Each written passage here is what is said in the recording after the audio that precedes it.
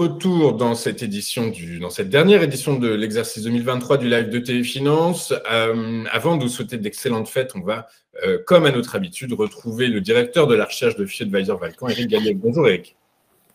Bonjour Louis-Antoine. Merci Eric d'être avec nous ce matin. Eric, comme d'habitude, vous allez dresser pour nous le bilan de la semaine écoulée. Que s'est-il passé cette semaine, sachant que la semaine va de jeudi à jeudi dans votre analyse?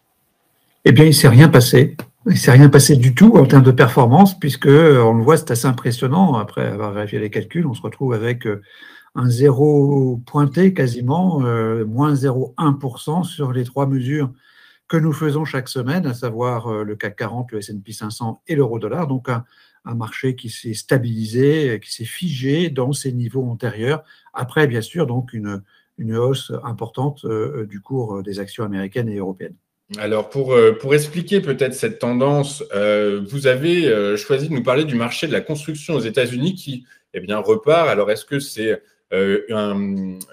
un mouvement qui va durer ou pas? Ça, on verra bien. Mais en tout cas, vous avez noté que c'était un fait important et positif pour cette semaine.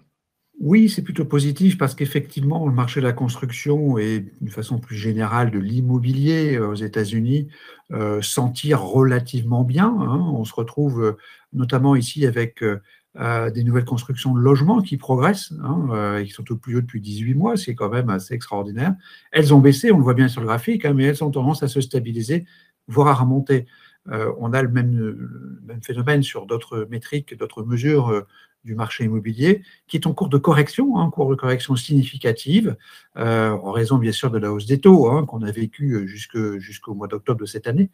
Donc une hausse des taux qui a plombé un petit peu les marchés immobiliers, qui constitue toujours ou constituait un risque important sur les marchés. On voit que ce risque est en train finalement de disparaître parce que l'ajustement s'est fait. Il sera peut-être moins brutal parce que les taux se sont mis à rebaisser, ou ont rebaissé de 100 points de base, les taux de marché ont rebaissé de 100 points de base en 2 mois. Et donc, au total, c'est plutôt une bonne nouvelle que de voir effectivement ce marché de la construction américain se redresser et globalement une situation de l'immobilier en général et de la construction qui s'est dégradée, bien sûr, cette année, mais qui a tendance à se stabiliser, voire à remonter. Oui, on peut imaginer, alors peut-être même des deux côtés de l'Atlantique, que le plus dur est passé, puisque vous avez noté qu'en France, le marché locatif de bureaux baisse, certes, mais pas dans les proportions qu'on avait imaginées.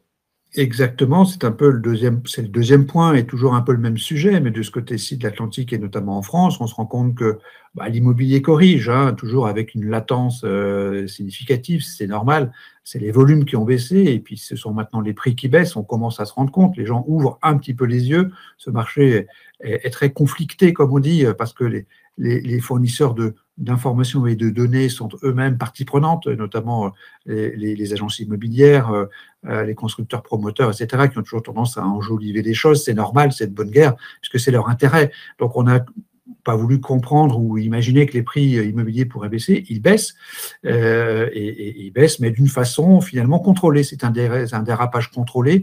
On le voit sur l'immobilier résidentiel, on le voit sur l'immobilier de bureau.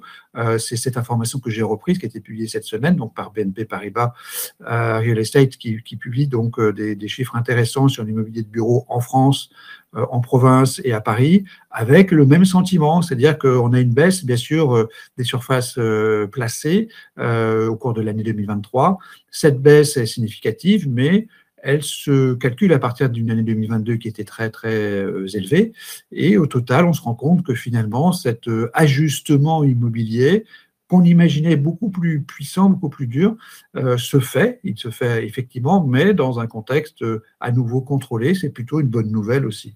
Alors, on a également, autre conséquence de ces hausses records de taux directeurs des deux côtés de l'Atlantique, c'est la préservation des marges des entreprises. Du coup, par force des choses, bon nombre d'entreprises ont décidé de réaliser des spin-offs. Des spin-offs, c'est quand on cède une partie de son activité, ce qu'on appelle les actifs non stratégiques pour la plupart. Du coup, en corollaire, on s'aperçoit que les opérations de fusion-acquisition reprennent.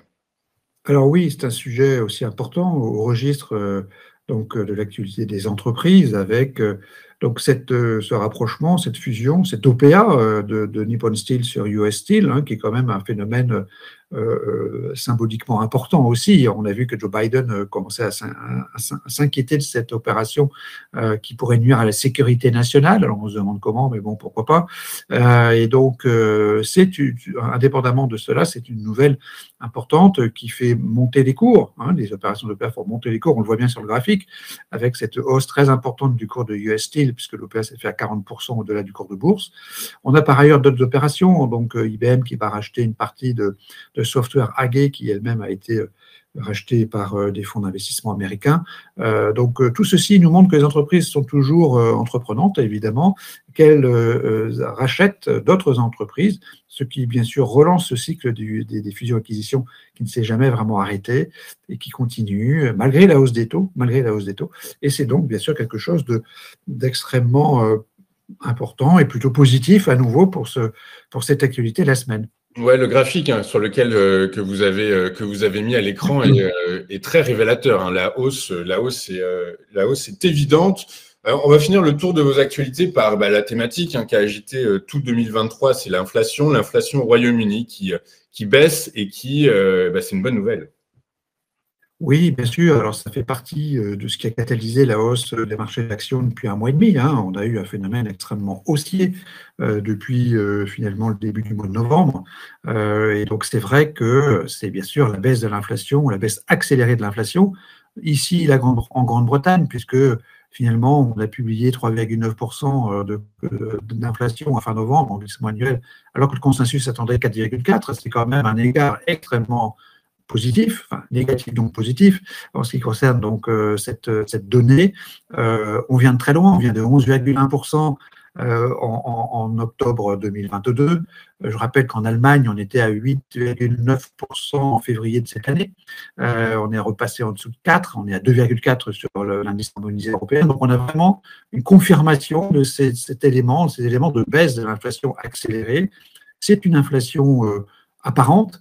Le core inflation rate, donc les taux d'inflation corrigés, les éléments les plus volatiles, baissent aussi, mais bien sûr encore supérieurs aux taux apparents. Donc on se retrouve dans une situation où les taux apparents deviennent inférieurs aux taux aux taux corrigés, donc des éléments les plus volatiles. C'est assez logique, c'est classique, mais ça reste de toute façon et néanmoins une bonne nouvelle, bien sûr, pour les marchés, que de voir cette inflation apparent, nominal en quelque sorte, qui est quand même la véritable inflation payée par les agents économiques. Écoutez, Eric, en tout cas, il a dû se passer quelque chose de votre côté parce que tout est vert cette semaine. On a un Eric nouveau d'une certaine façon, j'ai l'impression. Du coup, par la force des choses, donc la synthèse est extrêmement positive en cette fin d'année, Eric. Alors, ce n'est pas moi qui change, c'est les actualités qui se modifient. Vous expliquez votre interprétation. Qui sont plus positives depuis un mois et demi à peu près, effectivement. On a, en bonne partie aussi, en raison donc de cette information monétaire relativement à l'inflation, en raison d'une information financière relative au marché immobilier, donc qui corrige mais dans le calme, c'est une bonne nouvelle. C'est vrai que jusque récemment, jusque 2 à 3 mois, on s'attendait à une sorte de, de crise, de crever l'abcès sur l'immobilier avec une baisse accélérée, avec du stress, etc. Non, ça se passe dans le calme et ça, c'est un élément plutôt positif. Et puis, le retour des M&A et des fusions-acquisitions. Donc, ça nous fait plus 4 cette semaine. C'est effectivement positif pour cette fin d'année. C'est extrêmement positif. Et du coup, par la faire des choses, est-ce que vos recommandations d'investissement changent, évoluent? Alors, nous, on a modifié notre position sur le marché au cours du mois de novembre, vous le savez. On a été assez clair là-dessus, avec la prise en compte plus significative de tout ce qui concerne le price momentum par rapport à l'évaluation des entreprises. L'évaluation est importante, évidemment, mais c'est plus un facteur de risque. En matière de recommandations directionnelles, manifestement, il faut absolument se fonder sur la dynamique propre du marché. Cette dynamique est positive, elle le demeure. On consolide un tout petit peu, on reprend son souffle, et il ne serait, à mon avis, pas étonnant au vu donc de ces différentes données que j'ai évoquées à l'instant, que le marché reparte à la hausse, peut-être pas instantanément parce qu'il y a toujours un petit peu moins de liquidité, les gens sont en vacances quand même, notamment la semaine prochaine, mais dès le mois de janvier, qui, je le rappelle, est le meilleur mois de l'année, les bourses devraient repartir à la hausse. Écoutez, on suivra ça avec extrêmement d'attention. Eric, merci beaucoup d'avoir été avec nous tout au long de cette année. J'espère que votre bras va mieux, puisqu'on voit qu'il est… Il va mieux, il commence à aller mieux. Je pourrais revenir en studio. Écoutez, on attend avec impatience. Nous, vous le savez, on déménage. Du coup, faudra prendre un peu patience. Mais en tout cas, nous serons ravis, Eric, de vous retrouver sur le plateau de TV Finance à la rentrée, puisque nous reprendrons nos émissions le 2 janvier prochain. Eric, je vous souhaite mes meilleurs vœux pour cette fin d'année et je vous dis à l'année prochaine. Merci, très bonne fête de Noël et à très bientôt.